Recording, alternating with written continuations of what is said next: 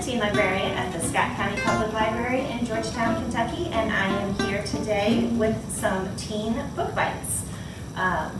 So these are some books that I've read previously. I have recently been sucked into the world of Sarah J. Maas and cannot get out. So these are books I've read in the past, but they're really, they really kind of stuck with me, and I really wanted to recommend them to you all. So I will jump in and tell you a little bit about them and why I think you should read them. So first of all, these all have amazing heroines, which is really pertinent right now because March is Women's History Month. So we'll start over here with To Kill a Kingdom by Alexandra Christo. And this is kind of a dark and gritty retelling of The Little Mermaid, and it's amazing. So Lyra is a siren, but as the princess and heir to the throne, she's the most lethal of all of them. With the hearts of 17 princes in her collection, and that's one for every year that she's been alive, she is revered across the sea, until a twist of fate forces her to kill one of her own. And as punishment for that action, her mother, the Sea Queen, transforms her into the most hated creature of all, a human. So robbed of her song, Lyra now has to find a way to capture and retrieve, physically, the heart of the Prince Elian. And she has to give that heart to the Sea Queen, or she's going to be forced to remain a human forever, which is the worst kind of thing for her.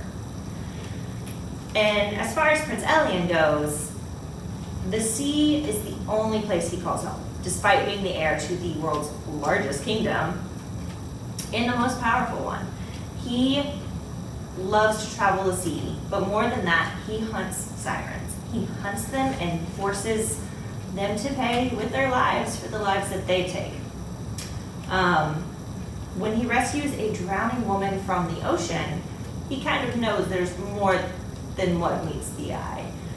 But she promises to help him find the key to destroying sirens forever. So now the question is, can he trust her? And how many deals will he have to make to save mankind from their greatest enemy? So like I said, this is a retelling of The Little Mermaid. It's a dark fantasy, but there's so much banter between our two anti-heroes, really, because neither one of them is perfect. Neither one of them is what you would call like your traditional hero. But they're anti-heroes, and they both kind of have this really snarky attitude.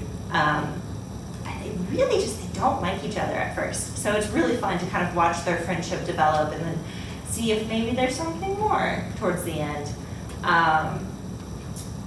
But yeah, so it's a dark fantasy filled with lots of fun banter between these two anti-heroes who team up to save the world. So I remember it's really descriptive, and it's just a really lush kind of fantasy world. So I really recommend this one. As far as my pizza rating goes, I'll probably give this one a 6 out of 8 slices. It's really, really good.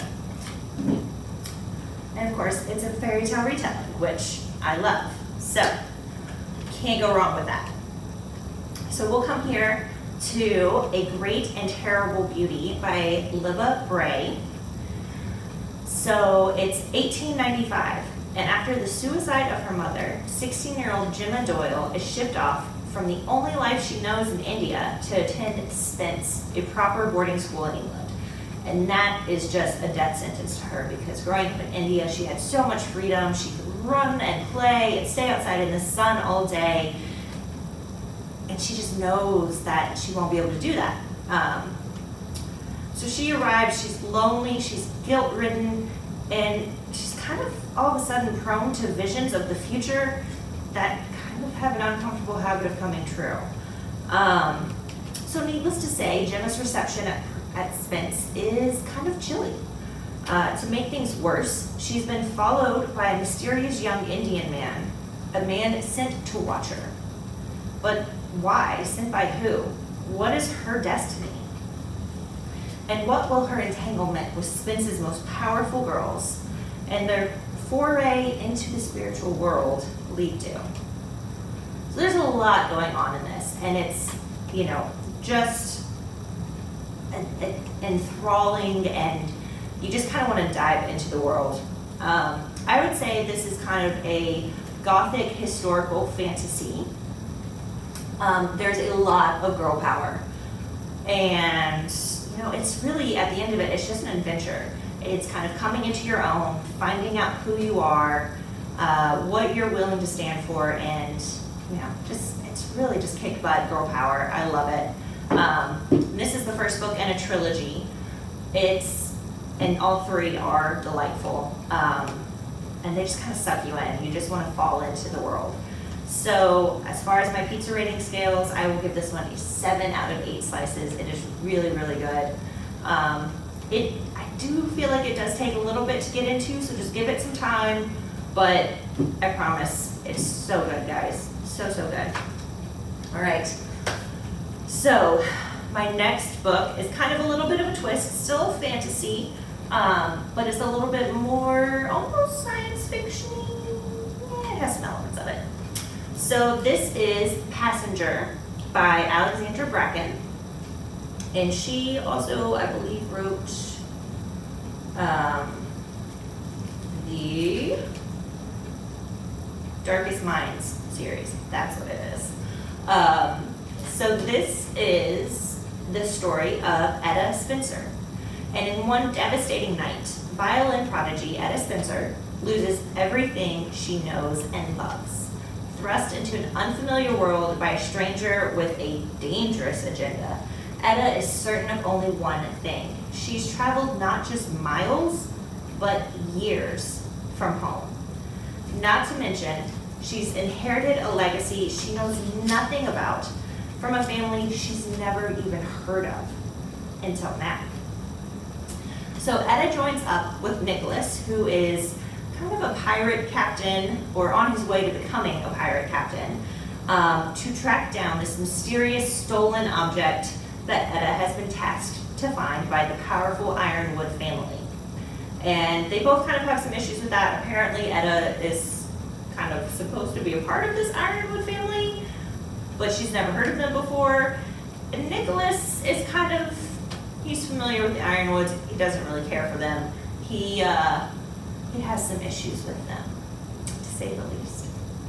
But together they travel across centuries and continents, piecing together clues left behind by the traveler who will do anything to keep the mysterious object hidden and out of the Ironwood's grasp.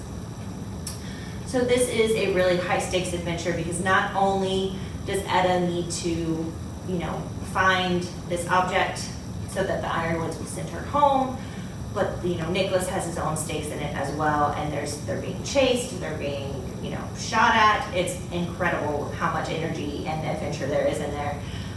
Did I mention there's time travel? Because there's a lot of time travel. I mean, every other page it seems like they are jumping to a different time and place, and it's really kind of incredible. And also pirates. Love pirates. You gotta love pirates. Time traveling pirates, what's not to love about that? I will say there are times that Etta gets frustrating, especially when we're so used to these strong, just driven female characters who are not afraid to go after what they want, and they're gonna get it no matter what. But when you think about it, Etta is a modern day girl dropped 300 years in the past. And so she's kind of dealing with that the best as she can, which, is pretty standard, I'd say. I think I'd probably have a couple freakouts about time travel. But yeah. So on my pizza scale rating, I will give this one a 5 out of 8, just because it does take a little while before you really start to appreciate the characters. I will say I did like Nicholas a little bit more than Etta, so give this one a try. You kind of warm up to her. The second book, I will say, I didn't care for as much because she really drove me off the wall. The second book, the side characters were perfect. But yeah, this is the first in a duology. Really recommend it. It is really fun, especially just to kind of take your mind off things and travel the world and travel through time. So, all right. My last book that I'm going to talk about today is Sabrel by Garth Nix. This is a bit of an older one, but it's such a good fantasy, you guys. So, sent to a boarding school in Encelstria as a young child, Sabrel has had little experience with the random power of free magic or the dead, who refuse to stay dead in the Old Kingdom. But during her final semester, her father, the Aborson, goes missing, and Sabrel knows she must enter the Old Kingdom to find him. She soon finds companions in Mogget, a cat whose aloof manner barely conceals its malevolent spirit, and Touchstone, a young charter mage long imprisoned by magic, now free in body but still trapped by painful memories. As the three travel deep into the Old Kingdom, threats mount on all sides, and every step brings them closer to a battle that will pit them against the true forces of life and death, and bring Sabrel face to face with her own destiny. So this is such an incredible fantasy. Sabrel is one of the best fantasy heroines.